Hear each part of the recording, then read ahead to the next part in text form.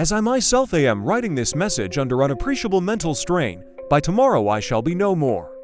My food supply as well as medicine and water had been running out. I've been stuck on this lift raft for a few days, floating lonely in the middle of the Indian Ocean, 100 miles away from the mainland. A day ago our ship was wrecked by a great storm, ravaged by a twisted thunder, along with massive ocean waves, sinking the boat into the pitch-black bottom of the ocean, as well as many unlucky crews on it. I considered myself to have a fortune to survive from the danger. Tragically, I did survive from a thunderstorm, only to realize that I've been separated from the other. In a rush, I used an only last emergency lift raft to rescue my life from such a disastrous scenario. When I found myself floating on a lifeboat out of nowhere in the unbroken blue, with a few supplies which I brought during evacuation, now my supply had been running out, I thought to myself that I am going to die lonely on this floating thing, nowhere near right at the edge of the world.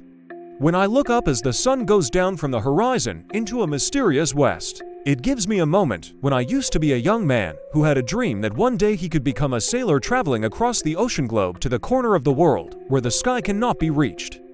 I have to spend the night sharing my thoughts to deal with desperation while my raft steady on the surface of the ocean between the sky. I myself could feel drying lips as a desert, overwhelmed by thirst to stretch and dehydrated skin with a touch of roughness on the broken body. I can taste the perspiration on my own lips as I felt heavy in my head, as well as pain all over the rest of mine. My eyes slowly closed itself when all of my consciousness faded away. I knew this would be my last moment in my relentless dream. I could still hear other crew on a ship. Sometimes when they were talking, some of them cried out for me, then I heard nothing ever again afterward. Unconsciously awakened by a warm heat from the sunrise on the east, I found myself stranded on the unknown island, somewhere in the Bengal Sea, after my lift raft was swept away by a current. Eventually the current along with the winds had me stranded on the undocumented island out of nowhere. When I wander around the island, searching for any sign of remaining civilization, I used some of the palm juice to clear my drying throat to save myself from dehydration and hunger.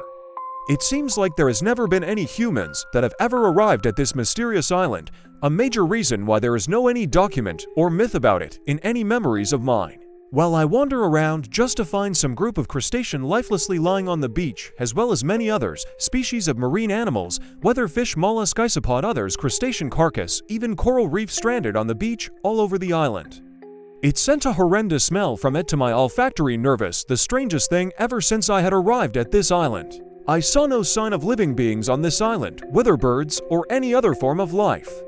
After a while in the early afternoon, where the sun is now in between the sky and horizon, an exact moment of desolation, I've found the enter in front of some cave-like natural formation, which I saw a light figure came out from within. Deep inside I have found something that left me questioning my own thought, processing the collective mind, a shape of humanoid sculpture reflected in the darkness from a blue candle's light show at exotic details. From what I could see, they were made of clay, with gray stones scattered around it on something which appears to be a shrine.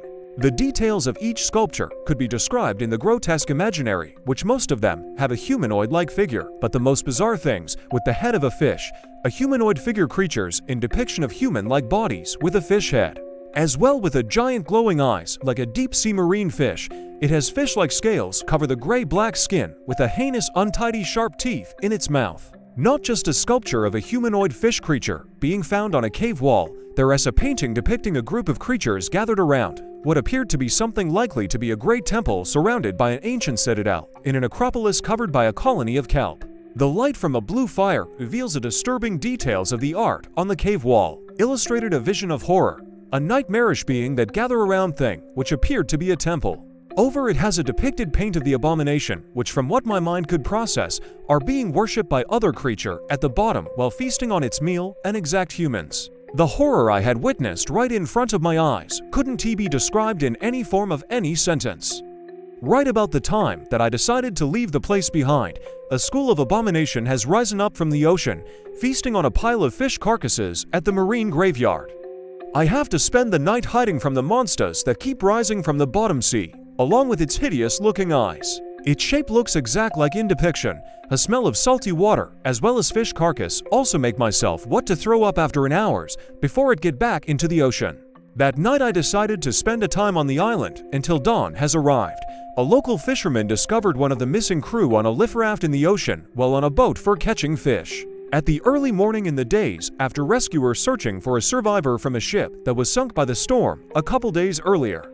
When I was rescued and being sent back into the mainland for a medical attention while in a hospital bed, I couldn't forget about the unforgettable picture that's strange out of a nightmare in the night on the island. The amount of stress, fear, and horror I had witnessed are too much to bear, as I kept myself in silence of the day while look out at the windows, watching the sun rise up and goes down along with parallel blue sky and a vision of the city from hospital stories. Feeling uneasy as the day goes by, I keep feeling myself had died on the island since that night of terror to never be the same. A nightmarish illusion in my mind kept me awake at night. I wish for myself that I could have kept my eyes closed only to be awakened by the imagery of those abomination creatures in my dream. I better not want to be awakened by them any longer, only wish to be paralyzed in the deep silence of the ocean to never see the daylight ever again.